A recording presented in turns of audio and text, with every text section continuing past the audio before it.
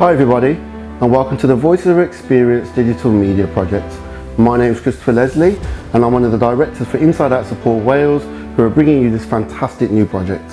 We have got together a series of interviews with people that have got lived experience detailing their journey.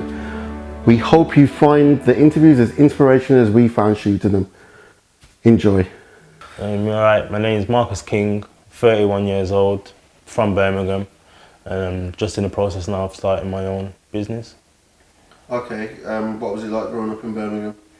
What part are you from? Inner city Birmingham? I'm from inner city Birmingham. Okay. Growing up in Birmingham was good.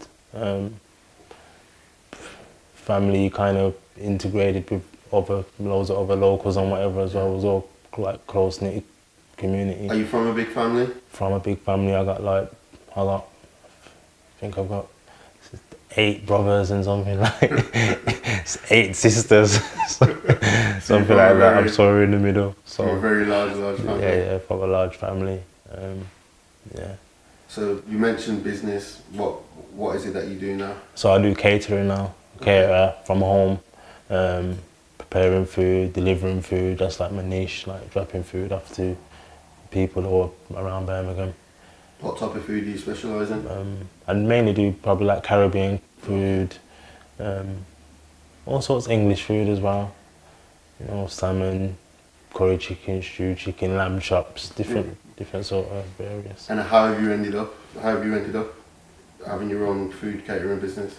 So it kind of started off as I was working in construction, upon my release of jail, doing a bit of labouring. Found out that the ticket I had was a machine operating card, so I didn't even have to be a labourer because I had a card that was for driving machinery, but I didn't know what I had at the time. Started doing a bit of construction, was alright, but it wasn't for me. My passion wasn't with the construction. I was just doing it as a means to an end and just kind of broadening my horizon. Really, I'm coming out of jail and just being out in and doing normal workings man day, really, because I've never had a job prior to coming out of jail, so that was my first. Sorry to cut, you mentioned jail. How long did you serve in jail? I served 4 years in jail. 4 years. Yeah. And what was your original sentence? 8 years. Okay, so quite a lengthy sentence. Yeah. Then. So how did you find transitioning coming out of jail? Well, how did you find the transition from being in the jail to coming out of jail? Well, on release of me coming out of jail, obviously I went through it's called a DCAT prison, open jail. So you're not fully confined behind locked doors. Your doors are open. You can move and go around without any officers or anything escorting you and whatnot. So you got more freedom. Okay. So I went through that process, and upon coming out, from open jail to fully free. Yeah. It was like getting on like a treadmill, because you kind of have to keep up with everyone. Everyone's moving 100 miles per hour. So coming from like a more laid back environment, but it's not it's not fast paced. You have to kind of get to adjust to that, really, of living. And it was a bit hard at the start, I'm not gonna lie. What did you find hard? Being around large groups of people. Even though in jail you kind of around a large group, but when I was outside in the open around a large group, I kind of felt like I needed to go inside, like as a net, like a safety net. It's like, but obviously I knew after what that was, it was like I think what is it, PTSD, because those little things, if I heard keys, anything could brought me back to jail. Certain, police cars, any sort of ambulances, anything like that would bring a sort of like a shock, like you have to kind of prepare for something or whatever. Do you think the open jail helped kind of bridge that gap? It helped to bridge the gap. If I came out probably just straight away, it probably would have been worse without the open jail, but it did definitely help. And what coping mechanisms did you use to deal with that? Well, I had my daughter coming out, so as I came out in the February 2018, my daughter was born in May 2018, so I kind of had my hands full early, so I was always kind of doing something productive and kind of had something to take my mind off things as well at the same time. Would you say having a child helped with your transition? Yeah, definitely, because I had to think more for and new life was obviously depending on me more than my own selfish gains and whatnot. So yeah, definitely it helped. So in comparison to your old life, to your new life, what would you say the differences are?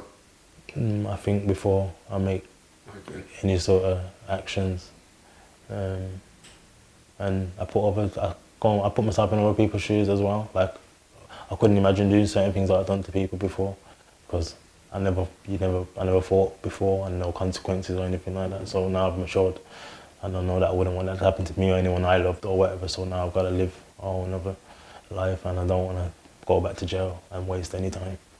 So what you're saying, from what I'm gathering, you're saying you gain a lot of empathy towards Yeah, people, definitely. towards kind of society Definitely. by going away. Most definitely.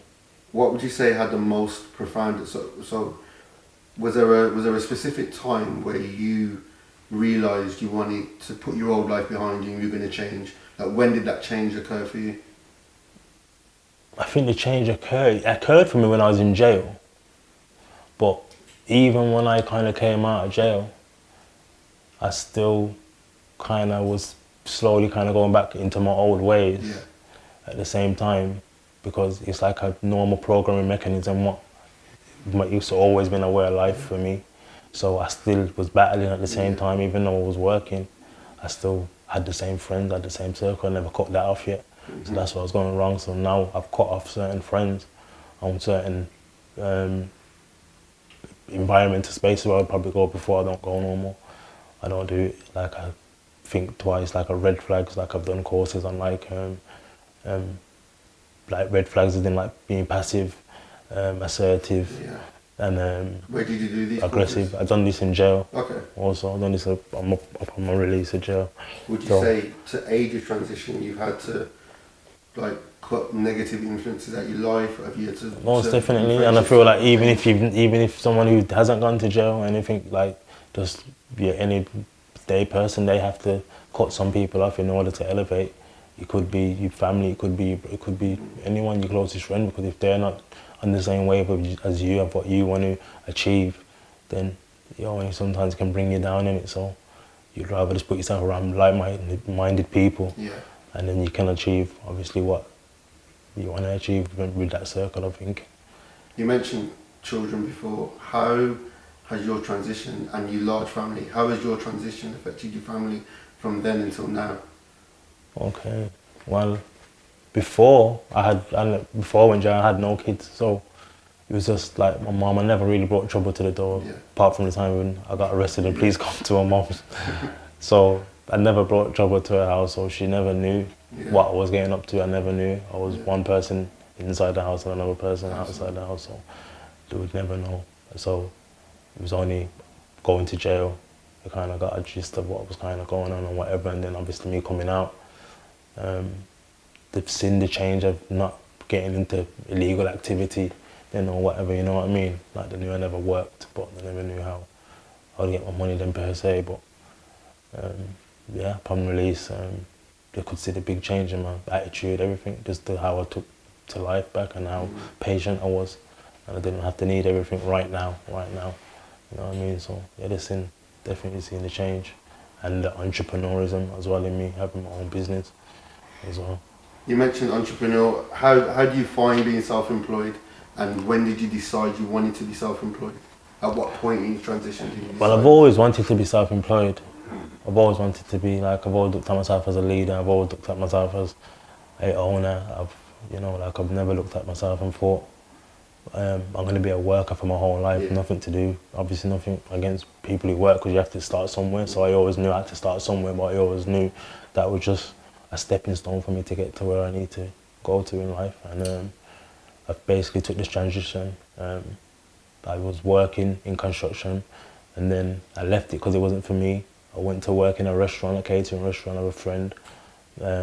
Was originally supposed to set up like a meal prep side to his catering restaurant and whatnot.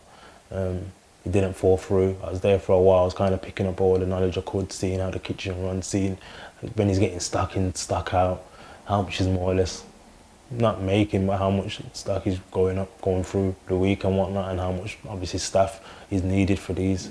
So I for the restaurant, for the quality of restaurant and the number of people it holds and whatnot. So I've learned loads of stuff from being in that environment.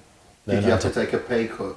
I took a pay cut, yes. Okay. I took a pay cut because working in construction, you're getting anywhere between 16 and 18 pound an hour doing what I was doing on machinery and ground worker. Okay. So I basically took the pay cut and worked for £8 an hour. Sorry, £8 an hour, because obviously I knew the long-term goal was to do something I want to wake up passionate for and do without just getting up for the money only. And I'm not happy with the job because then obviously that just affects my health anyway in the long run. So sorry, I decided to take the pay cut, go and work and get some experience in the kitchen, and then after a few months I said I can do this, I can do it by myself. Like volunteering? Yeah, more or less, yeah. Definitely. And then I started working for myself. I just went straight into meal preps. My cousin was my first customer. He kind of really choked me up into doing it as well. Yeah. And really so you had got me support? going. Yeah, I had support. Everyone thought I could do it anyway, so that was all I needed, and then I haven't looked back since. So what's a typical day for you now? So a typical day for me, is up by 7 o'clock. Sometimes I got the kids, so I'm up 7 o'clock. Out of my house by 8, half 8. Sometimes if I've not prepared the food from the night before and I get it in the morning, then I'm up even earlier, go to the supermarket, get what I'm cooking for the day, come back, prepare it, then put it on my socials so everyone can see what I'm doing, preparing for the day. Do a call in if they want it, message me, however to contact me on social media, and then I deliver the food to wherever they are in Birmingham. Really. That's really good. You mentioned socials. How important would you say learning to be digital in this area is for people on release? Very important, very, very important. Did you get any digital help while you were in prison? Any advice? No, I never got no advice. Okay. And do you think that's something prisoners could benefit from? Definitely, definitely. Now I don't know if they get the Skype and they can do certain things, whatever, but there needs to be a course definitely in prisons for on release and learning how to work socials and whatnot, and just be in that digital world, computer world, innit? That's the era we're in right now. So it's all technology, innit? Phones and gadgets and. So from what you're saying, your business runs off socials. Runs off socials. So yeah, I'm learning as we speak. I'm learning every day about it as well. In terms of work, how important would you say being employed or self-employed is to your transition? Say that again. In terms of work, in terms of transition, how important would you say being employed or self-employed is to someone transitioning? As in, would you say it's majorly important having work? Like, what's the importance of work to transitioning from your old life to your new life? So if you're saying what the difference is by working to working self-employed? No. So in terms of, you've transitioned from your old life to your new life. Yeah. How important is work? Because when I remember you working. Of keeping me on the straight and narrow. Yeah, you transitioned. Yeah. Remember I did your CV with you. Yeah. And that. So how important would you say the fact you had a job? Because if you didn't have a job, employment, there's a high probability of. Because they say obviously the devil makes works for idle hands, and so if I wasn't working now, I think my hands would probably have been in something else, what it probably shouldn't have been.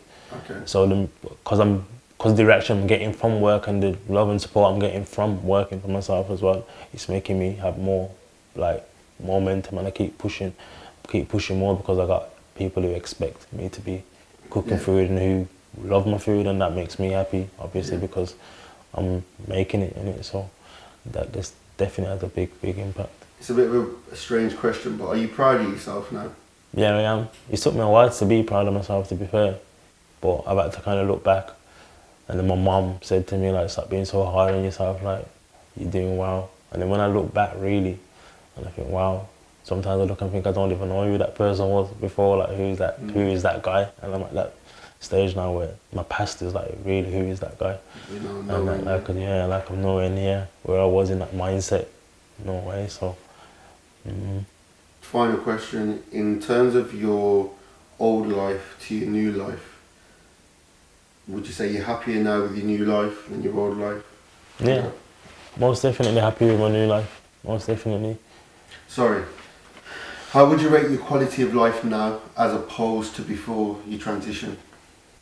My quality of life now, I got like peace, like in my mind, in my heart. Like I'm at peace with myself. Like I don't feel like I owe anyone anything then, as in I'm doing what I'm happy with doing now.